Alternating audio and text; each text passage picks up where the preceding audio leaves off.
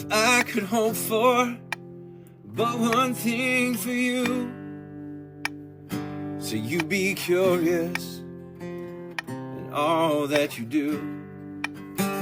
'Cause love, like a flower, just wants to grow. Oh, and knowledge, like your heart, just wants to be known.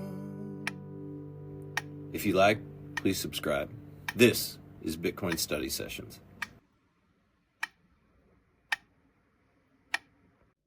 Hey, welcome back. Today we're continuing on in the Satoshi papers, Reflections on Political Economy After Bitcoin. Lucas and I have already discussed the introduction and the first chapter. Now we're moving on to the second chapter, and these are all standalone essays. This essay is Toward an Anthropological Theory of Money by Natalie Smolenski.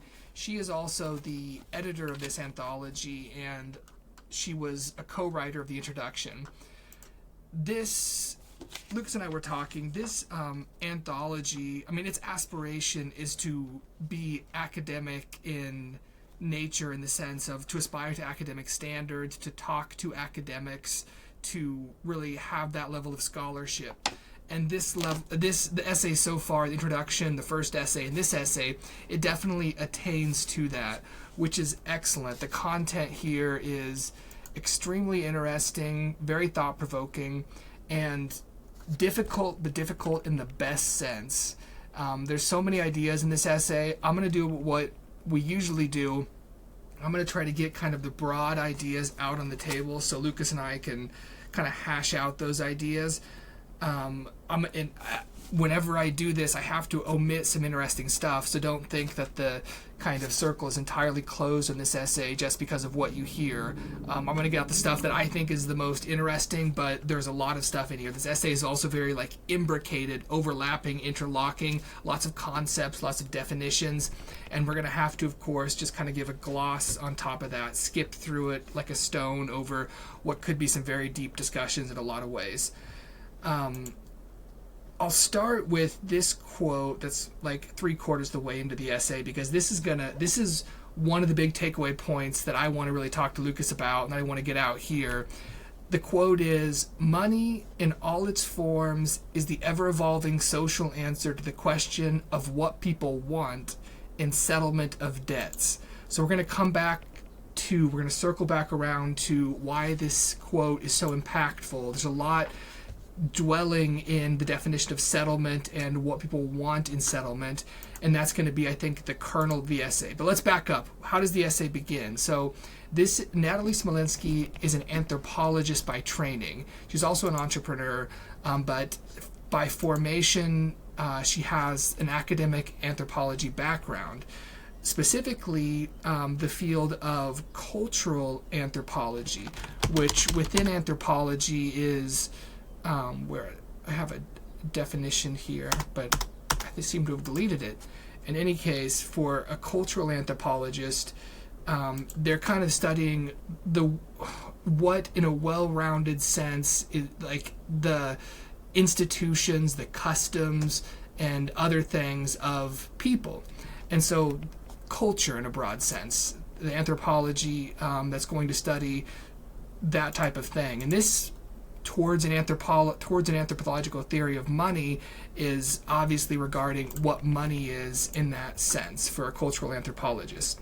Anthropologists have had, Smolenski notes, a kind of hostility towards economics as a study. One anthropologist, she notes, even refers to economics as the anti-anthropology.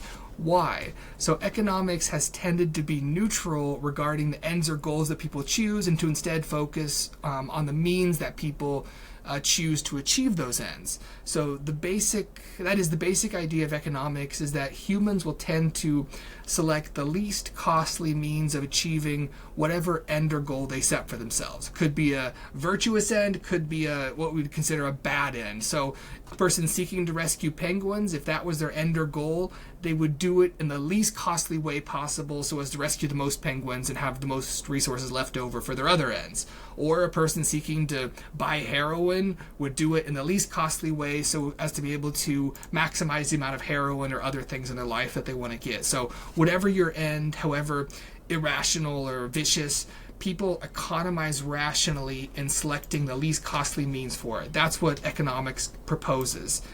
Anthropologists have tended to discount the economic motivation in favor of motivations that kind of blend in values, you might say, or ends into the motivation. They have tended, anthropologists, to want to debunk economic ideas that they see as justifying capitalism and exploitation, assumptions such that individuals are self-interested or individuals act to maximize utility, things like this. This is also part of a broader methodological dispute between individualism and collectivism. So economists tend to view human behavior as determined by individual agency, a methodological individualism, with individuals as the fundamental social actor. Anthropologists, on the other hand, have tended to view human behavior as determined by socialization, social structures, class, race, gender, kinship, age, things like language and myth. These things determine how people act, not kind of their own individual agency. Smolenski points out that this debate kind of oversimplifies that humans, on one hand, of course, are not atomized individuals, but on the other hand, are not sheer conformists to cultural norms and institutions. So Smolenski, as an anthropologist who is not afraid of economics, has a lot to bring to this field here. And so this essay is very interesting. She does believe that individuals are cost minimizing, not utility maximizing. That draws from the economist Ronald Coase. People do have an economic motivation. They respond to scarcity by choosing the least costly means to suit whatever end they might have. So whether rescuing penguins or buying drugs or whatever, they seek to do it, humans do, in a way that minimize costs. So far, then, that's kind of the general state between economics and anthropology. That's how the essay kind of kicks off, as well as Smolenski's kind of commentary towards maybe a reconciliation. In this essay, again, given the title, Smolenski is going to state her own anthropological theory of money, or kind of theorizing towards a theory, one might say. Before stating her own theory of money from an anthropological point of view, Smolenski does kind of a literature review, but specifically an in-depth review of one anthropologist, the late anarchist anthropologist David Graeber, primarily from his book, Debt, the First 5,000 Years. So Graeber does fit this mold of an anthropologist who was very hostile to economics. And Smolenski, he's a popularizer too, David Graeber was. He's a very good writer. I began reading Debt, the First 5,000 Years. It's a thick book. I enjoyed it. I had to set it aside because I got busy. Very rich in discussing the anthropological record. And Smolenski does an excellent job here. She goes into depth, getting his views out on the table so people can see that she's not misrepresenting what other anthropologists have said about money. In doing this, the kicking off point for this debate for this discussion of David Graeber, is a canonical Twitter exchange between the computer scientist Nick Szabo, famous in the Bitcoin realm, obviously, or maybe not obviously, but famous for Bitcoiners. David Graeber, and others participate too. So it's just very interesting to read this. I'm not going to do the blow-by-blow recitation of this Twitter thread. Smolenski does, and it's beautiful. It's its own literary form, I think, to discuss like how a Twitter discussion evolves, and she does a very good job. You go through all the highlights there. Instead, I'll just give kind of the highlights from a high level of Smolenski's summary of Graeber's view, and then we'll move on to what Smolenski says is her anthropological theory of money. So overall, Graeber's position endorses state and credit theories of money. But whereas those theories end up justifying the state monopoly over money, Graeber is going to end up calling for the state's abolition. So let's pull that apart. So this is, you could say, consists of three claims. First, an ontological claim that money is credit or debt and not a commodity. So the state and credit theorists of money say money is just credit or a debt. It's an IOU. They go so far as to say things like, even if you use a gold coin, the gold represents an IOU credit and not the underlying value of the gold. A person accepts a gold coin not because they want to adorn themselves or use it to make advanced electronics or because they think other people want to do that, but rather because they just assume that others will accept the gold. Kind of a social or political convention in that sense. So that's the first claim, the claim that money is credit or debt. The second part of Graeber's theory is that the historical claim that abstract systems of accounting preceded commodity money, which is just another way of stating that the unit of account function of money, the use of money to denominate the prices of things, takes precedence in Graeber's view historically over the store of value function. And that's kind of, if you read the essay, what's at the kernel of the Szabo and Graeber Twitter exchange. Third is the claim that true money is always a creation of the state, going back to the state and credit theorist that Graeber draws from. The idea here is that the state always defines which means of payments it's going to accept to discharge debts against itself, and the state is the biggest creditor, so it defines what money is. Money, again, then, is a political agreement.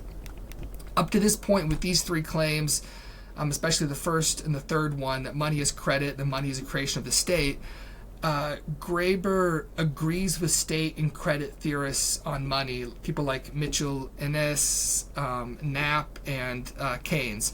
But this leads the anarchist in Graeber to further descriptive and prescriptive conclusions. Descriptively, quote, and I'm going to quote Smolenski describing Graeber, he says, quote, he argues that money is an arbitrary political convention largely controlled by powerful creditors, wealthy individuals and groups acting in concert with the state, who manipulate both the definition and value of money in order to oppress and dominate the vast majority of people. That's the descriptive portion of Graeber's conclusion as an anarchist. The prescriptive one is then full-on anarchist calling for the abolition of money and state in order to bring about human economies with greater levels of mutuality and respect. Smolenski does a very good critique of the different parts of this view. I won't go into that without going too deep. I think just generally you could say that, I think most decisively, at least for me, she just notes how utopic this is to think that if you abolish money in the state, you're going to get the arising of human economies without economic motivation. So now we move on then to Smolenski's anthropological theory of money, or we might say her theorizing towards such a theory. The key point, or the definition money is a social institution and technology to enable us to reliably settle debts with the least amount of sacrifice. That's the kernel. Money is an institution. It solves a coordination problem by making cooperation cheap and defection expensive. If you want to go really deep into that idea, the last essay that Lucas and I discussed, What Satoshi Did by Bailey and Warmke, really goes into the game theoretic background of money as an institution solving a coordination problem, specifically how Bitcoin can bootstrap from zero into a widely used currency. But here's the important part, and this goes back to the quote that I kicked off this episode with. Money is an institution that allows us to settle debts. That's a key. The quote I used at the beginning, money in all its forms is the ever-evolving social answer to the question of what people want in settlement of debts. The purpose of money is settling a debt, which is not the same thing as being paid. So this is what I find to be a very interesting point that I think Smolenski is kind of unique in focusing on. Payment and settlement are different things. A debt can be paid. Someone can give money to or give something to try to pay for a debt, but the debt might not be settled in the mind of the creditor. The creditor might not be satisfied that settlement of the debt was reached through the manner of payment that the debtor gave. This is because settlement of a debt does require the satisfaction of the creditor. The debt is cleared ultimately from a psychological ledger. Satisfaction of debt, releasing that debt, settling it, is a moral sentiment. It is psychological, not legal. So this is a psychological process when debts are paid and settled, when settlement actually occurs through the satisfaction of the creditor. The debt might not be settled even if payment is made, if the creditor, again, is not psychologically satisfied with the payment. When talking about this, another very interesting thing, Smolenski's clear that she means also non-monetary debts. A person who is injured by another person becomes a creditor in some way, demanding satisfaction or compensation for that injury. A person who's hit by a car might get a jury verdict to compensate them, and that then might resolve a debt between the creditor, the person who was injured, and the debtor, the person who was driving the car, if the creditor does in fact accept that the jury verdict was sufficient. Another example one might give is, it's a famous example, I forget the guy's name, but essentially it was a father, his child was groomed and molested by a child molester. That child molester was arrested. He was being frog marched through an airport in handcuffs by the police. And the father came and shot him dead in the airport. The father did not think that there was any way that the psychological ledger would be rebalanced, that himself as a creditor being damaged through the molestation of his son, the only way to get satisfaction, to the extent you ever can for something like that, was to take the life of the person who did it. Anthropologically, then, socially, this is a key example, I think. A lot depends on creditors being satisfied, because when people are not satisfied that a debt was settled, when the psychological ledger remains unbalanced, this leads to cycles of violence, to blood feuds, vendettas, revolutions, and even war. People, if they're not satisfied with payment, can settle a debt an eye for an eye. War, in that sense, is a settlement protocol between groups. So if a creditor does not believe payment is sufficient to satisfy, they can resort to violence, which can cause violence in return. To quote Smolenski, destructive cycle. It is a destructive cycle of violent ledger entries. I like that because we think of ledger usually in the dry sense as like an accounting book, the different owing this, owing that, and then, moving the entries around, modifying entries in a ledger using numerical notations. But violent ledger entries, this really reinforces that the ledger is internally a psychological concept of reciprocity that humans innately have. And I hope Lucas and I are going to kind of go into depth talking about that. But to get the rest of the summary out, a lot depends then on psychological satisfaction. To an extent that society intervenes to prevent these cycles of violence. That's why we have the rule of law to attempt to constrain violence by defining when a creditor should be satisfied, when they should accept payment and be satisfied with it, and allow settlement of a debt and the clearing of the psychological ledger. But society's response then in itself needs to be psychologically accepted to satisfy. That leads to a bigger point. Political legitimacy is a result of creditors in the aggregate being overall satisfied that debts are being cleared. So now we get to money. Money as a technology to reliably settle debts to satisfy people. Money is a technology to reliably settle debts to satisfy people. It arises then as a chimera or a contradiction. Money is the cheapest valuable that will settle a debt. This unites two ideas. So the cheapest valuable, they seem contradictory, but cheapest. Remember, we're talking, humans are economizing individuals. They want the cheapest means to resolve something. So the cheapest valuable. To be the cheapest is for something to be sufficiently available to the creditor to have enough liquidity so they can actually pay it. But it also has to be the cheapest valuable, so that the creditor will actually accept that they're receiving something of value. Somewhat contradictory sounding, the cheapest valuable must both have scarcity, value to the creditor, and availability, be cheap enough for the debtor to acquire and transfer. Money then is a particular technology to achieve the characteristics of being this cheapest valuable that reliably settles debts. As a technology, it's a durable solution to a problem, this problem of reliably settling debts in the least costly way. It has characteristics that enable it to function technologically in this fashion. Value and scarcity, availability, durability, portability, fungibility, verifiability. Things like this that make something suitable for money. The tech enables the functions of money, the use of money to reliably settle debt.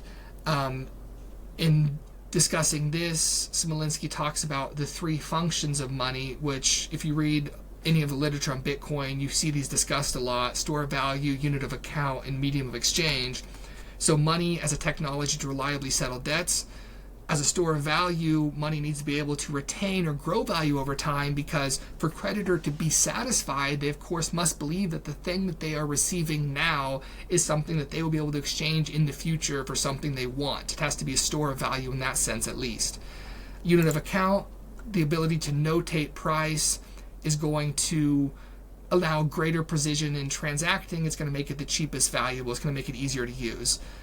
As a medium of exchange, again, medium of exchange defined in terms of saleability, the good that the most actors on the market actually want. So basically, widespread willingness to accept something leads to it being a medium of exchange, and even allows something, if it's serving as money, to communicate value across social boundaries, which is useful for resolving debts, because they often arise between groups of people and otherwise can lead to war if you can't resolve them through a technology that reliably settles debts. Money is technology, and here's an important part that's going to bring us back to Graeber. Money is tech, and tech does not require the state. So Smolenski notes that the archaeological record justifies that monies based on commodities, things with use value, were adopted before there were governments issuing money, and there were also, even in modern societies, there has been money issued without government, such as by free banks. Yes, states can issue money, but they can't truly force people to consider it money. Because again, for Smolenski, money is defined as something that reliably settles debts. Whether a person is satisfied that a debt is settled is psychological. The state can't force people to have the psychological sensation of satisfaction that a debt has actually been settled. Indeed, when states issue bad money, creditors are often not satisfied. Then we see the decline of political legitimacy and rule of law if people are forced to be, quote-unquote, satisfied to accept payment of a bad currency that's not actually resolving debts between people. Again, that's what I take to be, at least for me, the key idea from this essay. Quote, money in all its forms is the ever-evolving social answer to the question of what people want in the settlement of debts. So, Lucas, I want to kick this over to you with that key idea in mind. Does that seem right, that the purpose of money is the reliable settlement of debts in this psychological sense, as clearing like this psychological ledger as a moral idea? And is there then, that's the first part of the question. Second part, is there a way that this ties specifically to the characteristics of Bitcoin? Yeah. All right. First off, I gotta applaud. That's one of my favorite intro summaries ever. We were talking penguins and smack, and just really enjoying getting into how we're digging into this. Right on. So the question that you pose is, what do I think of her definition, and how does it relate to Bitcoin? So I love the definition because it's that useful type of thinking. Where it may not give an answer in the way that I can now hold this in my hand, I can point to it on the shelf, I can definitively say that this thing is money and this thing is not money. But it gives the answer in the meaning that a cup is that which you drink water out of. It's not necessarily 4.5 inches tall and 3 inches in diameter. It's that which you drink water out of. So you could drink water out of a hat, you could drink water out of a shoe, you could drink water out of a bucket, but in that moment it's serving as a cup. Defines it by its function. Correct. Yeah. Yeah, exactly. So I think that's a very useful way of looking at this. As you were talking, I know I'm going to take just a kind of a slight meander, but I want to comment on some of the things that you said. First off, I do agree that this is one of the more important things she talks about, which is the distinction between payment and settlement. And when you're given examples of that, the first thing that I think of is like a divorce settlement, right? So it's really not a divorce settlement, it's a divorce payment on the legal side. And then quite often you see that the divorce is not settled by at least one of the members of those involved, right? People get divorced and they carry that with them for decades, for the rest of their life sometimes. In the legal sense, they have been remunerated, they have been satisfied, but not in the moral sense. So I think it's really wise to look at this from the angle of separating the payment from the settlement, from separating the legal satisfaction from, say, the moral satisfaction. Brilliantly done. Smolenski does a bang-up job of actually coming at and talking about Graeber's theories in depth. I had noted when I read this that, most of the time when somebody says, hey, I'm going to talk about my thing, but before I talk about my thing, I'm going to propose the other side. I'm going to steal man. I'm going to propose the other side and talk about that. They usually do that in a paragraph or a page. Smolenski spends 40 pages on this. Putting out Graeber's theories. I have a good understanding, I think, of where Graeber's coming from, and I actually agree with a lot of the things he says. In the end, though, I think about it more like, and I hate to say this, but I think about it more in like, I don't know that there's a whole lot of usefulness. I'm sure there is, but I don't necessarily see the usefulness of the competing theories, because in the end, both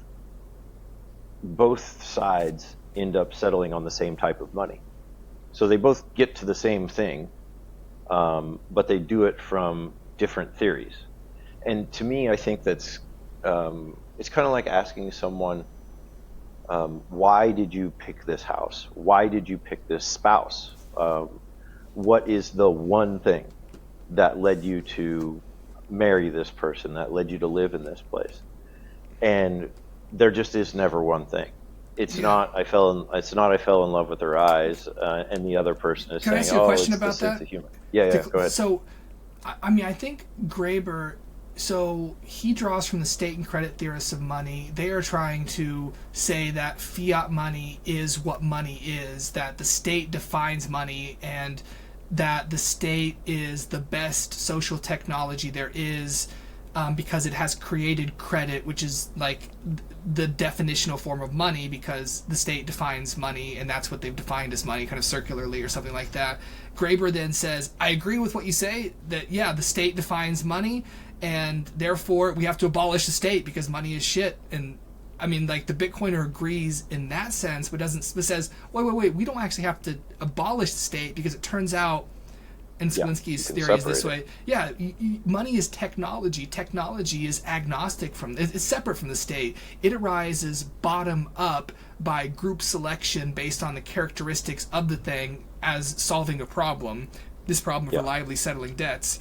And so it's like Graeber's so close. He's like, he sees, like, he just accepts hook, line, and sinker, unfortunately, what the state and credit theorist says about what money is, and it just discounts that money could be this bottom-up phenomena, in the best anarchist sense, really, like, separate from the state, because he's so anti-capitalist, I think, is kind of the undertone. I think I would disagree that the state creates credit. I think credit existed before the state. Yeah, right. We've talked about this numerous times. Lynn Alden's book, I think, primarily talks about, money it began as like a social ledger of and Graeber talks about this too, like favors. He looks at it less in terms of like payments and more in terms of like gifts and favors. I don't. Yeah, that is not a domain that is exclusive to the state. That existed prior to the state. it will exist long after. Yeah. I think Michael Saylor is right now proving that credit-backed, credit instruments, you don't need the state for it. You can just, although, yeah, I do completely view what Michael Saylor is doing as a speculative attack on the dollar. So I say you probably couldn't conduct a speculative attack on the dollar without the dollar. So Yeah, that's such a good point that you bring that up. The state and credit theorists, they are not. It's not necessary to be a state and credit theorist to accept that credit has a function. And in fact, in high trust societies, credit works great.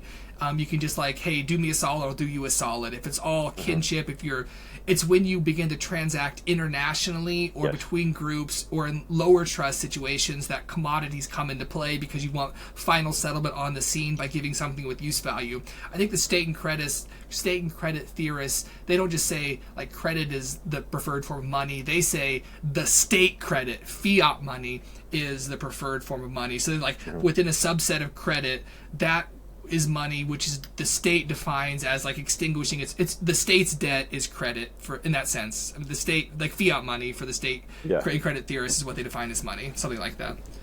there's a saying in sales that people do business with people that they know, like, and trust in that order. So I get to know you, I like you, and now I gain some sort of insight as to your character, and I trust you, and therefore I'm willing to do business with you. And what Bitcoin does is turn that entirely on its head. I don't need to know you. I don't need to like you. I don't need to trust you.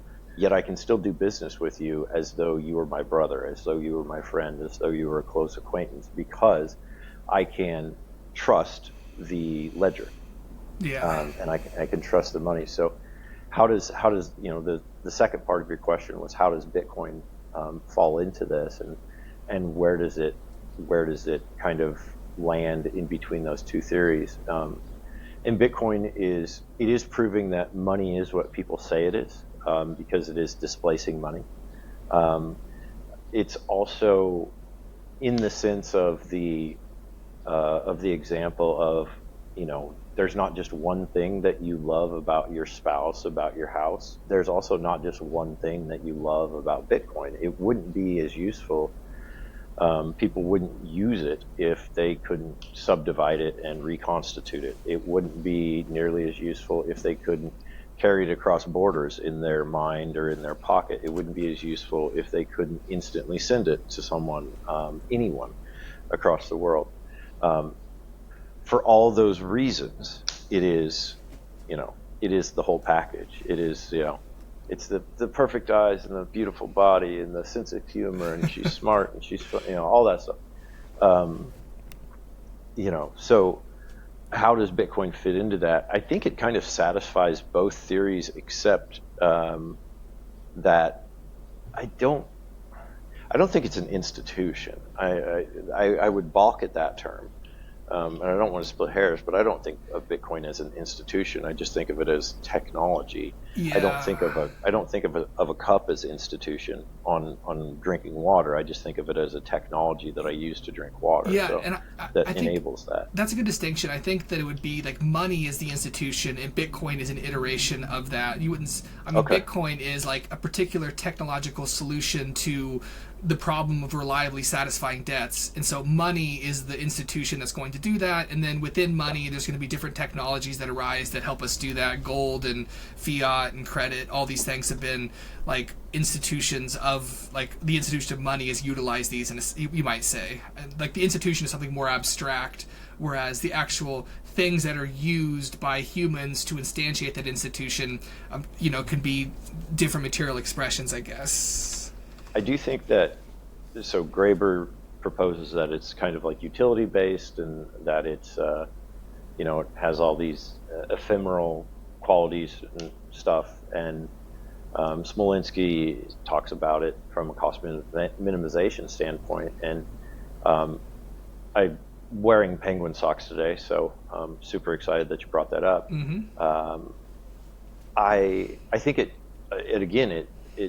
Bitcoin does both of those things. Yes, it's the cheapest way for me to transact, but it's also the thing that fulfills all of the utility that I want in a money. So again, Bitcoin is all things to all people. It is the thing that everyone in the world needs and everyone in the world wants, because it satisfies. They don't know that they want it, some yet, but it satisfies. It doesn't matter what your aims are, what your goals are. Even if you are the thing that is most opposed to what Bitcoin stands for, because it outcompetes the product that you offer. So say you're a country that has the global reserve currency like the United States. Even if you are that country that is currently benefiting from that, because of the things that we've learned about, the Triffin dilemma primarily, where if you have the world's global reserve currency, there are second and third order effects that are unavoidable, which means that you stop being a producer of your own supplies, you stop being sovereign, you stop being self-sufficient, you stop being resilient, and you become primarily an exporter of debt, and an exporter of your dollars, and that's what you provide the world. So even if you are in that position, with that knowledge, that we have now seen demonstrated over, the United States most recently, Britain before that, can't remember, Rome, all of these. Even if you are in that position, you can see now that it's not the position you want to be in long term if you have a long time horizon. And so, and again, this comes back to a common talking point in Bitcoin, which is, what is your time horizon? Are you maximizing for the next 6 months, or are you maximizing for the next 6 centuries? No, that's a good accounting of the characteristics of Bitcoin, and why it's increasingly being accepted by people to settle debts that they have, to clear their psychological ledger. I want to see if I can nuancify that too with a quote from Smolenski has a quote from Adam Smith, The Theory of Moral Sentiments, that I think does a really good job of so if the satisfaction of debt is a moral sentiment, if it's like a psychological sensation we have, it's like a feeling, right? Like, you can feel depressed, you can feel happy, you can feel like your debts are satisfied, you can feel like your debts are not satisfied. It's a feeling tone. And so what is that feeling? We can describe feelings, right? So here's Adam Smith kind of, I think, helping us understand what that psychological sensation of the satisfaction of debt is like, so we can then look to see if why Bitcoin might make us feel that way. So Adam Smith says in The Theory of Moral Sentiments, "We are delighted to find a person who values us as we value ourselves, and distinguishes us from the rest of mankind with an attention not unlike that with which we distinguish ourselves. To maintain in him these agreeable and flattering sentiments is one of the chief ends proposed by the returns we are disposed to make to him. What chiefly enrages us against the man who injures or insults us is the little account which he seems to make of us, the unreasonable preferences which he gives to himself above us, and that absurd self-love by which he seems to imagine that other people may be sacrificed at any time to his conveniency or his humor." So, what I take from that is, the psychological ledger is like this thing of social reciprocity, where we want to feel that other people are taking us into account, in almost a literal sense. We're talking about an accounting here, as their moral equals, that people are, or maybe not even an equal. This could happen in a society, a case society, but given whatever society you're in, the social context, that people are taking me into account in the way that's correctly weighted to that social context, that they're considering me as something that they have to take into account in the way they don't have to take into account a tree or a rock or a goat or something like that.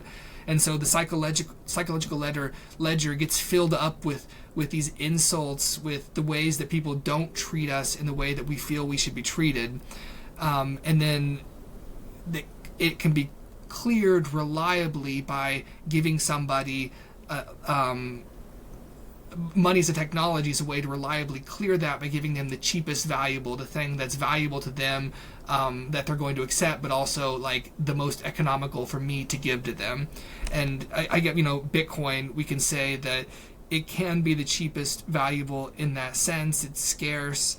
And then also, as you mentioned, has all these other qualities that makes it easy to negotiate to other people.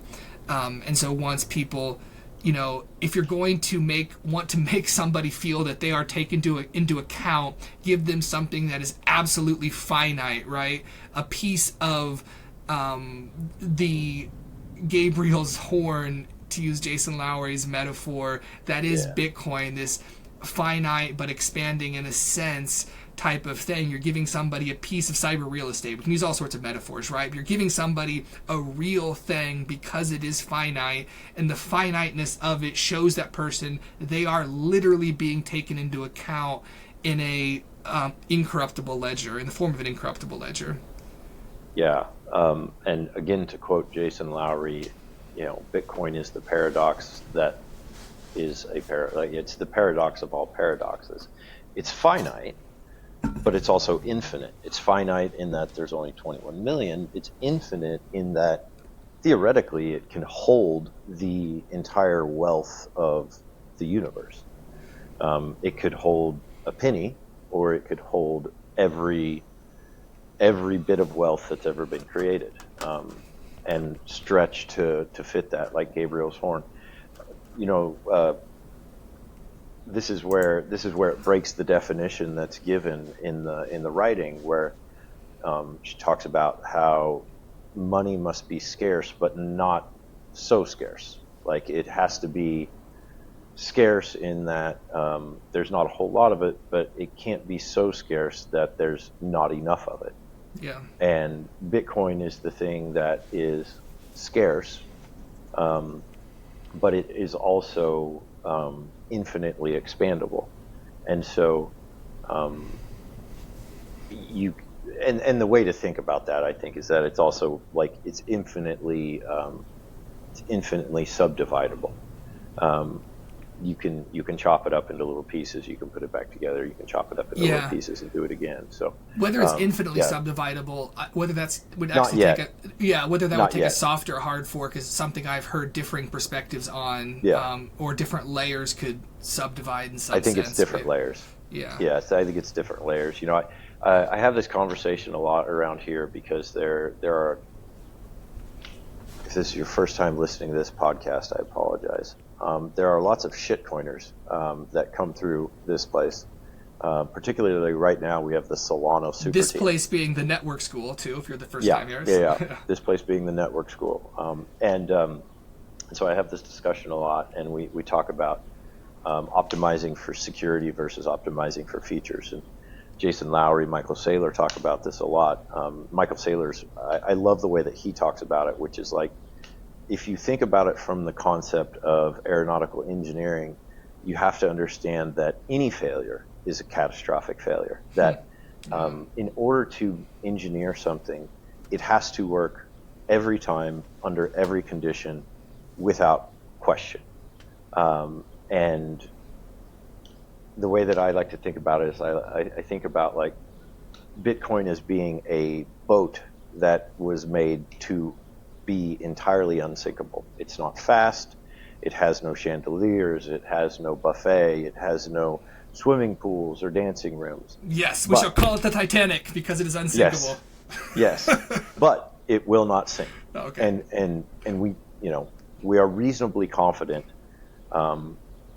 that it will not sink. And in fact, if you were to think about Bitcoin as a ship, it would appear to be riding higher and higher and gaining in buoyancy throughout the years, in that it becomes more and more unsinkable the more value and wealth is put into it, the more nodes are run, the more miners are run. And I think what Satoshi did was he built the unsinkable ship, and then he said, cool, now you guys, you can put cup holders in it, you can put stairs in it, you want to throw an elevator in it, go for it. These are the layer 2, layer 3, layer 4 things that you're optimizing for features, you're optimizing for speed, you're optimizing for comfort. And the way that I think about the shitcoin community primarily Ethereum and Solana because they get the most notoriety, is that you built a ship that has a hole in it, and then you decided to put jet engines on it, and if you have a small leak, you will sink slowly. If you have a small leak and you go very fast, you will drive it into the ocean much faster. It creates a honeypot. So there are security flaws that are inherent, primarily that they have central authority, that, yeah, maybe you can't just put Vitalik in a room and corner him and thump him in the nose a couple times and say, hey, I want all the Ethereum, but there is a number of people you could do that to, and it's not a lot. Yeah. And so as these shitcoins gain in wealth, they also become a honeypot. They become a greater risk. They go faster and they sink faster. They appear to be riding high in the waves, and then they'll crash down. So, and this goes, I think, for any sort of shitcoin: the United States dollar, the Nigerian naira, whatever you want to think about.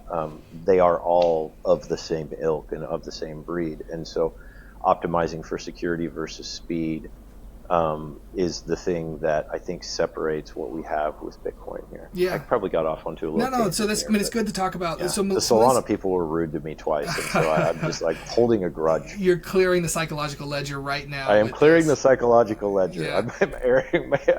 It's the airing of grievances. That's what to do, man. So there's one thing that I kind of left out of the definition as I streamlined the presentation, the summary. So, and I wanted to talk about this. The idea of a market. So this was an important idea in Smolenski's essay that's also very interesting and also very anthropologically rich. So in her definition of money, as I talked about it, the cheapest valuable that reliably satisfies creditors, she also adds in a given market. So the social context provided by the particular market in which the debt is being cleared is very relevant to talking about what type of thing is actually going to clear that debt. I mean, if the marketplace is how Lucas feels about people who are, how people are treating him as, a Bitcoiner, then he can, in the marketplace, clear that debt by talking shit on them behind their back. Other markets, so markets Still not clear. No, you got some more shit talking to do. I got ways to go. So markets, though, could be broadly then, for Smolenski, considered like spheres of exchange, to kind of get away from the term of market, with many different limitations and conditions as to who can participate in which way. So some examples: the international markets, you have different nations, different players within nations, and trading amongst themselves. But there's also like the marriage market, people seeking a spouse, and there's literal, in some cultures, like bride prices and things like that. There's capital markets. There's even like the county fair, where a particular type of market, particular type of transacting parties, particular types of transactions can occur. Some can't. You can't buy a house at the county fair, but you can buy tickets and go on a ride or something. There's two general, though, types of markets in Smolenski's estimation: prestige and mundane. Prestige are those like marriages, political alliances, inheritance, legal judgments that usually use collateral that has like a certain solemnity to it. A marriage is not just something that you pay for with dollars or whatever. If there's a bride price given, maybe there's a ceremonial rendering of a valuable object or something. Mundane markets are things that it doesn't matter, you just want to pay for them with whichever way you want to buy your food and etc. The problem, so this is the kind of question I want to put back to you, and a part that I think is really interesting about, Graeber is not wrong in being concerned about exploitation through capitalism, broadly speaking, or through markets. I don't think. So the question then, like, a cheapest valuable, money as the cheapest valuable that reliably settles debts, I think one of the issues is that it tends to conflate or collapse all of these markets. Prestige markets are collapsed into mundane markets if the currency is the same, satisfying them in all the ways. Marriage markets, bride price becomes something almost akin to like sex trafficking or even prostitution. You're just paying for it with the same dirty dollar you pay for your food with, instead of some like morally freighted like gift of ceremonial significance or whatever. Goats for sure, man. And so like Graeber's hostility to markets, I don't think is unfounded. It's not just Graeber's as like a leftist anarchist. There is, and Smolenski notes this in her essay. And Smolenski, if you listen to some of her interviews, like she began her anthropological studies thinking about, I believe, something like religious value and how that's truly a type of like incommensurable value with other types of things. It's a true prestige type of value, one might say. And so this, I'm going to quote Graeber here because I think this is a quote that gets some of these ideas out on the table in a nice way. Or no, this is not a quote from Graeber. It's a quote, of course, Smolenski's summary of Graeber.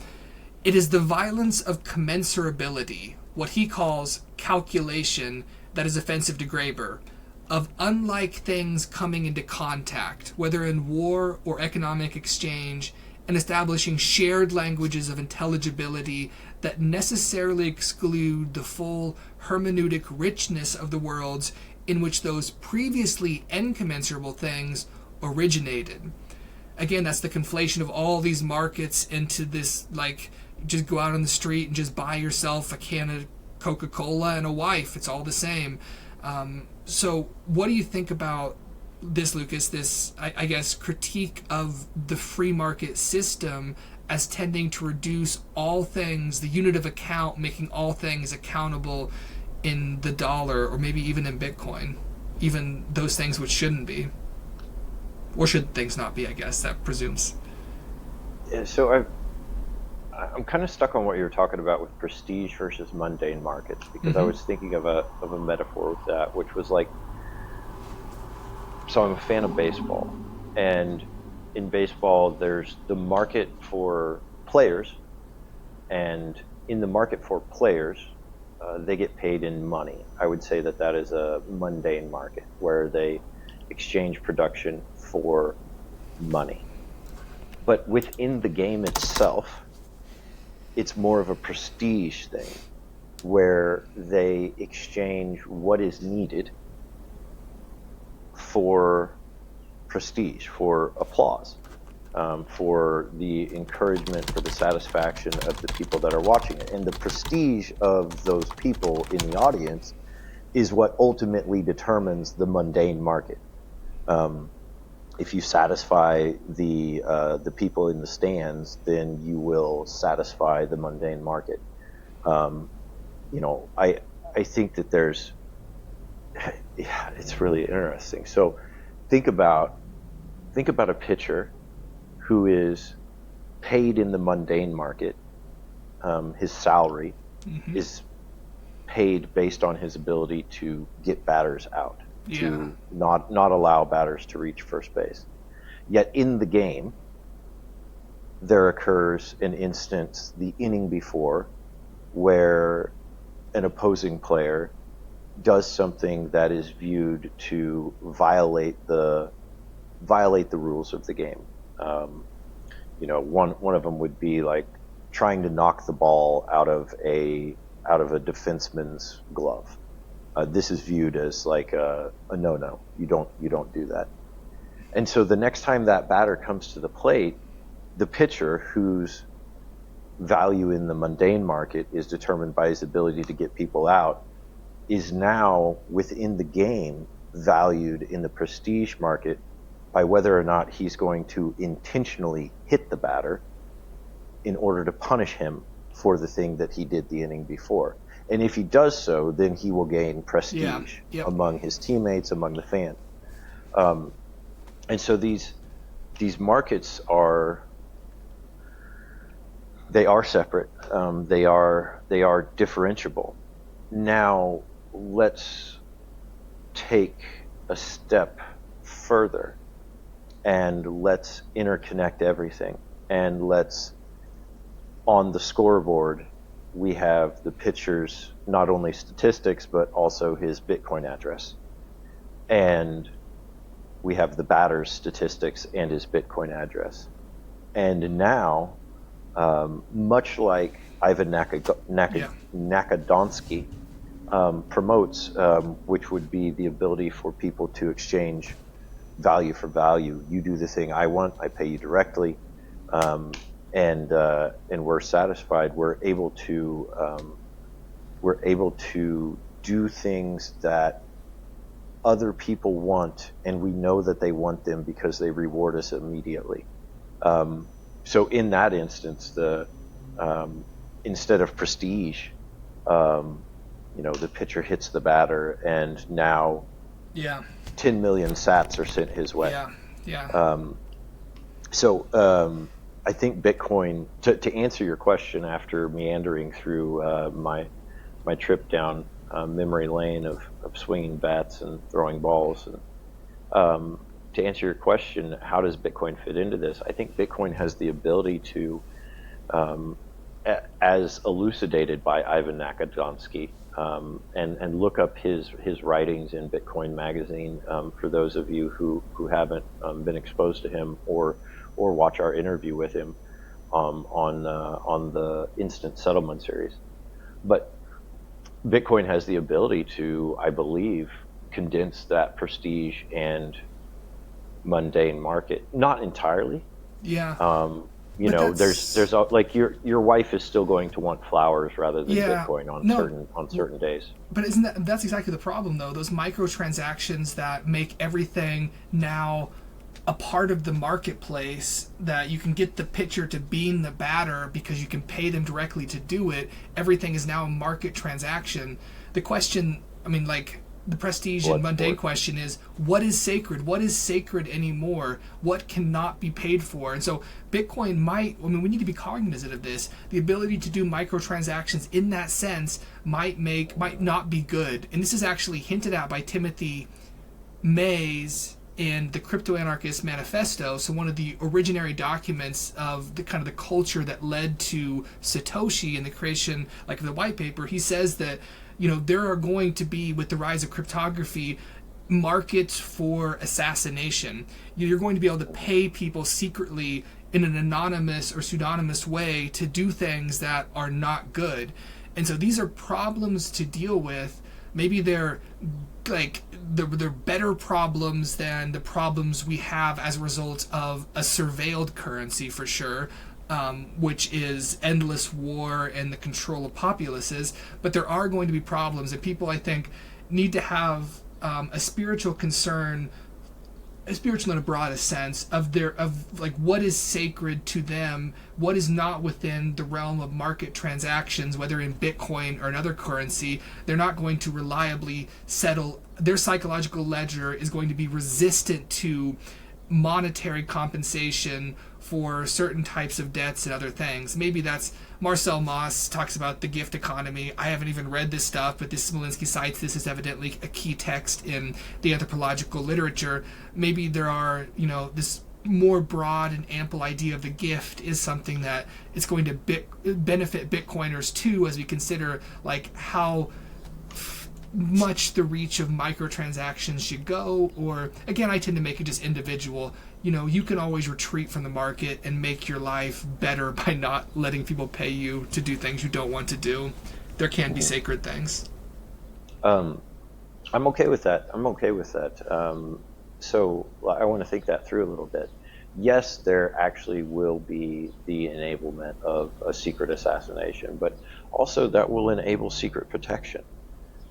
If everyone, okay, first off, if a whole lot of people want somebody dead, there might also be a whole lot of people that want that person alive. And it could also benefit them, just as it would benefit someone to clear their psychological ledger to have someone assassinated. It could also benefit people to have someone protected.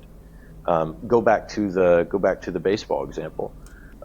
Yes, we could actually create a problem where we incentivize a pitcher hitting a batter and thus gaining prestige, but also at the same time decreasing his team's chances of winning.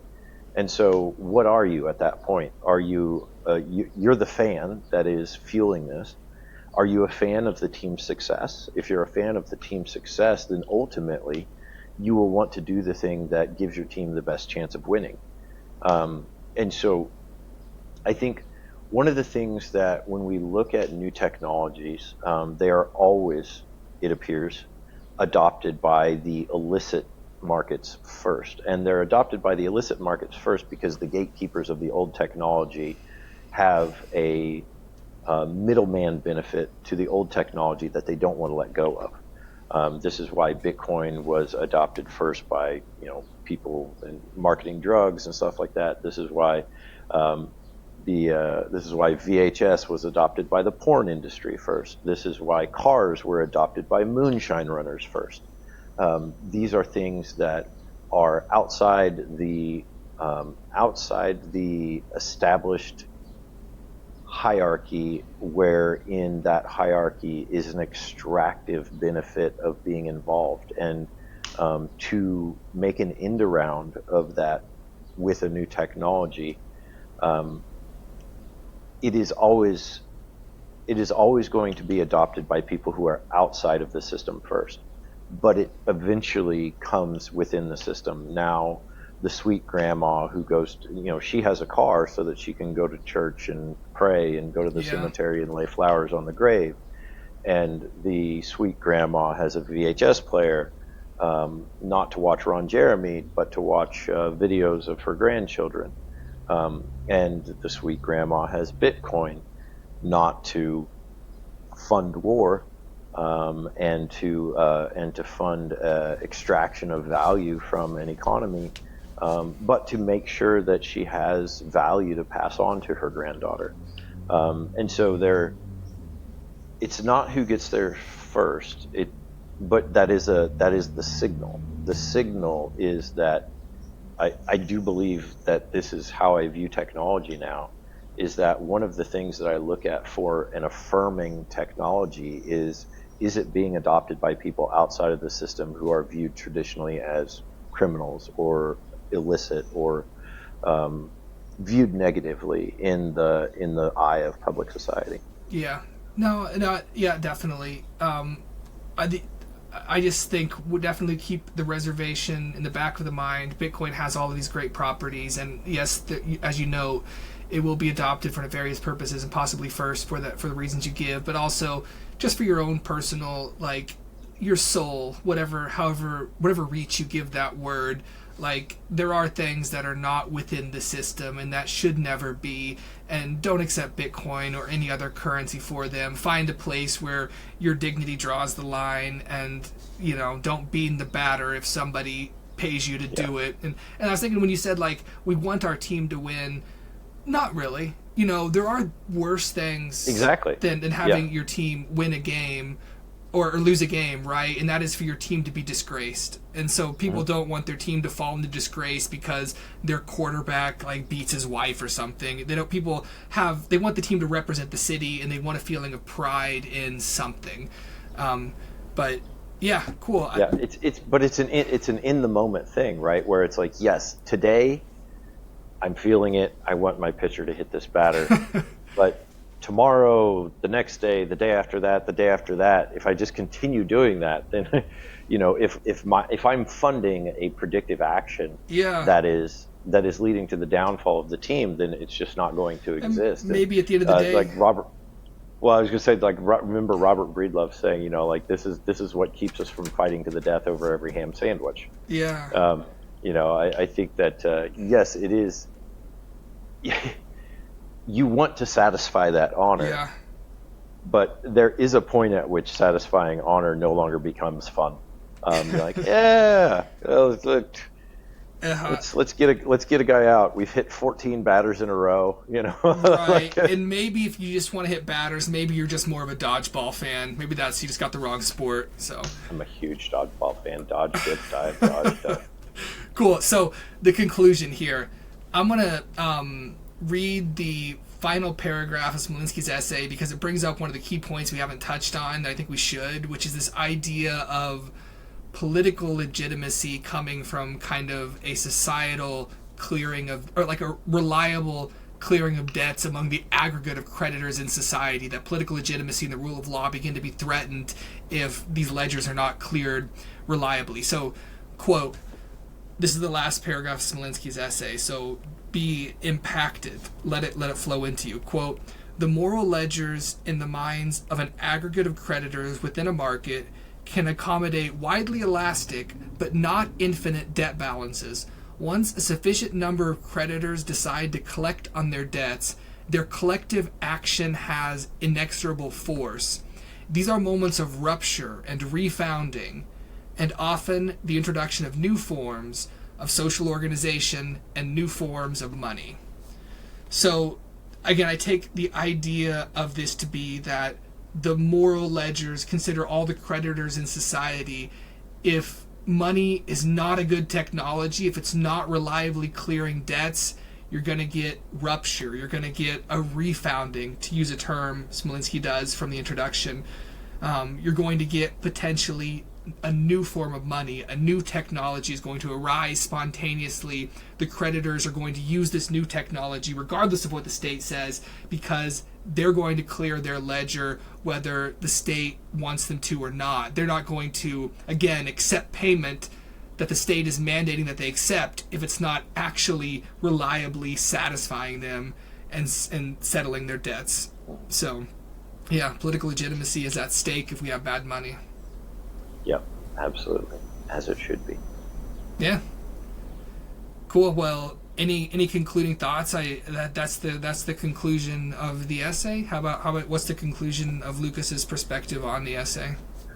Smolenski is a writer whose words I have to read and then reform in my mind using simple farm boy words, but I can condense them down into what makes sense to me. She's a brilliant writer with a large vocabulary and incredibly precise.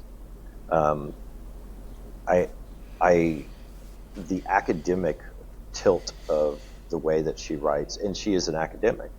The academic way is not going to be, I think, immediately accessible for a lot of comic book readers and Twitter thread scrollers. And so I'm super glad that we did this essay, because I think we were able to take these ideas and make them small enough for a mind like mine, such that I hope that they're accessible for everyone out there. But I want to encourage everyone, as we do with each of these writings that we read, please join us in consuming them. Please join us in taking in the wealth of information and honor these authors for their contribution, because they are doing a massive service to the world by sharing these things. Again, a high five to you for picking out a fantastic essay to read, a fantastic anthology, and I literally just picked out essay. Yeah, I was gonna say I literally picked out essay 2 after picking out essay 1, and so surprise, essay 3 is the next selection. Yeah. Chronology is one of my finest. Yeah, but no, I just want one thing. Nothing is not consistent. Smolenski has academic formation as an anthropologist, but she is, just so we don't slight her, she's actually a doer. I think she she is an entrepreneur and has does other things. So, not that it's bad to be an academic, but she also is doing things in the world that are useful. So, I think, but I found this essay useful. So, one other thing I want to conclude on. I totally agree with you, Lucas, that continue the dialogue. If you listen this far, or however far you listened, consider these ideas. What do you agree and disagree with? The authors of this wanted a Federalist Papers type situation where we are debating the possibility, what does a refounding look like? Is it necessary? And so, keep that debate going. Twitter, as we see in this essay, the Szabo to Graeber internet Twitter is now a canonical piece of literature in the Bitcoin tradition. So, participate in those discussions. And also, I just want to note that I find, the idea, my concluding point, will just speak, because I wanted to say this, I don't think I said it before, the idea of money as a technology that then means it's a bottom-up type of thing that's adopted by people so that they can solve a problem in a durable way. This should unite left and right anarchists. This should bring a David Graeber on board with an ANCAP. And so I love when, like, Bitcoin is not about left or right. It's about the middle path that we all have to take together if we want to survive. And this is, I think, a good way to, walk them through these steps and take them beyond where Graeber foundered, which was the idea that, yeah, the state and credit theorists are right. Money is only an invention of the state. Therefore, we should get rid of the state and get rid of money and just hope that human economies spontaneously rise. You can say, that's a little bit utopic. I follow you up until get rid of the money, and then just like have a vague plan of hope. We actually do have a thing that spontaneously is arising from below that we can all coordinate on. So that's where I would leave us, that anarchists unite, and whoever, non-anarchists too, but that's where we find ourselves. So that's it, man. Buy Bitcoin. Yeah. Not investment advice, but also life advice. Yeah. Right on. All right. We're out. Thank Right you very man. much. Okay, thanks, Lucas.